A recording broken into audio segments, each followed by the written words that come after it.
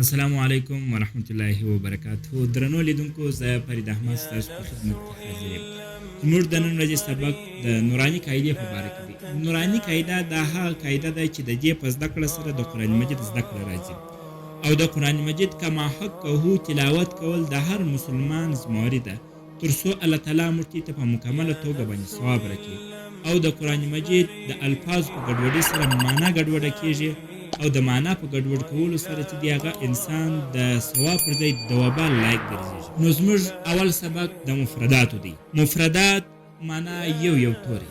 اوس به موږ د مفرداتو چې دی هغه علامه پیژنو، د مفردات یعنی د یوې توري چې دی هغه به نښاني پیژنو، او د یوې توري چې دی هغه به تلفظ پیژنو چې په خوله کې سره کم ادا کیږي، او دا به پیژنو چې کوم توري پنډ ویل کیږي، کوم توري چې دی هغه نرم ویل کیږي.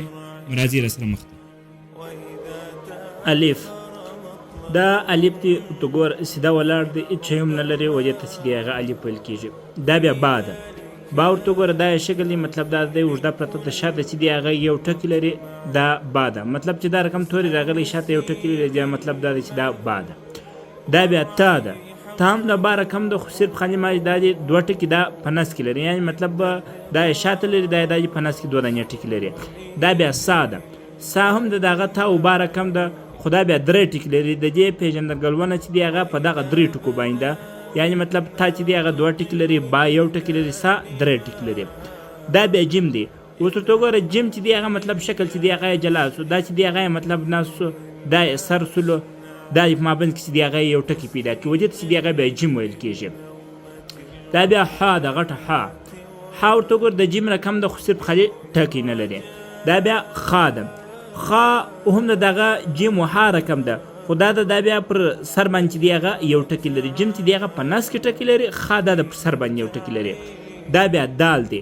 دال چې دی هغه بیا شکل چې دی هغه بدل کی، مطلب دا دی دا رقم پروت دی، هیڅ شی هم نه لري، وجه ته چې دی هغه دال ویل کیږي. زال دغه دال رقم دی خالي ماج پر سر باندې یو ټکی لري، بس وجه ته چې دی هغه زال ویل کیږي. دا بیا را ده. را چې دی هغه بیا شکل بدل کی، خوشی چې دی هغه مطلب نه لري. دا بیا زاده. دغه را رقم د پر سر باندې یو ټکی لري. دا بیا سین دی. سین ورته وګوره دا درې دانې چې دی هغه غاښونه دي، دا یې نس دی، شکل یې بیا بدل کی، دا سین دی. دا بیا شین دی. شین هم دغه سین د کم دی، هغه درې غاښ، هغه نس خالي ماضي اضافي شی په دې کې دا درې ټکي دي، مطلب د شین پیژندګلونه په دا درې ټکو باندې د سین هیڅ شی نه لري. دا بیا سواد دی. سواد نس چې دی هغه د سین او د شین د کم دی، لیکن دغه سر چې دی هغه جلا دی. سواد. دا بیا غداد دی. غداتونه دغه سواد رقم دی، خو یو ټکی لري. دا بیا توا ده. توا تو ګوره سر چې دی هغه د سواد او د غدات رقم دی، خو دا نس نه لري، د دې بیا پر سر باندې الف راغلی دی، مطلب الف رقم شی راغلی، وجه ته توا ویل کیږي. دا بل بیا زوا ده. زوا چې دی هغه د توا رقم د پر سر یو ټکی لري. دا بیا عین دی. عین نس چې دی هغه د جیم او د ها او د خا رقم دی، خو لیکن دغه سر داخله چې دی هغه مطلب دا رقم د توګر دا جلا خپل اندازه لري، دې ته چې دی هغه عین ویل کېږي، ټکی مکه هیڅ هم نه لري. دا بیا غین دی. غین هم د عین رقم دی، پر سر باندې یو ټکی لري.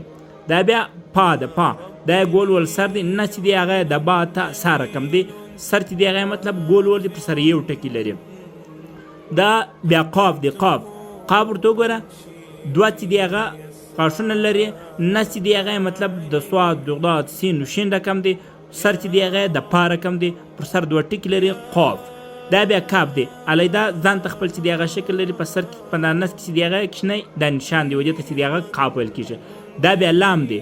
دا رقم خو چې دی هغه مطلب کاف د سوی دی، لیکن دلته چې دی هغه ته وګوره د دې لام نس چې دی هغه ګول دی، د کاف ته سیده دی، وجه ته چې دی هغه لام ویل کېږي، وجه ته کاف. دا بیا میم دی. میم چې دی هغه مطلب دا خپل سر دی، لاندې چې دی هغه راغلی دی. میم په څو شکلو کې راځي، خو یو شکل یې دا هم دی. دا بیا نون دی.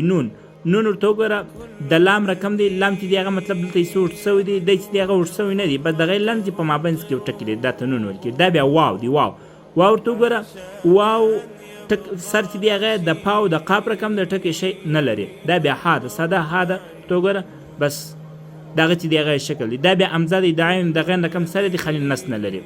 دا بیا یا ده. یا خپل شکل دی، لاندې دوه ټکي لري، دې ته چې دی هغه موږ کښني یا وایي، دې ته چې دی هغه غټه یا وایي.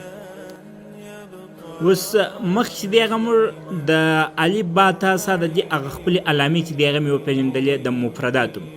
و چې دی هغه مطلب تلفظ کوو، الف با تا ثا جیم حا خا دال ذال را زا سین شین صاد ضاد طا ظا عين غين فا قاب كاب لام ميم نون واو ها امزا یا دا تلفظ دی. اوس که موږ چیرې چې دی هغه په دې تورو کې وګورو په زرغونه رنګ باندې چې دی هغه څو توري په دې کې راغلي دي، نور ګوره په تور رنګ باندې خو دغه څو توري چې دی هغه په زرغونه رنګ باندې راغلي دي. دا په زرغونه رنګ چې کوم توري راغلي دي دا پنډ ویل کېږي، وجه ته حروف مستعلیه چې دی هغه ویل کېږي، یعنې مطلب پنډ توري چې دی هغه دا توري چې دی هغه په تلفظ کې در دا نورو څه پنډ ویل کېږي. لکه مطلب خا را صاد ضاد طا ظا غین قاف دا چې دی هغه در دا نورو څه پنډ ویل کېږي.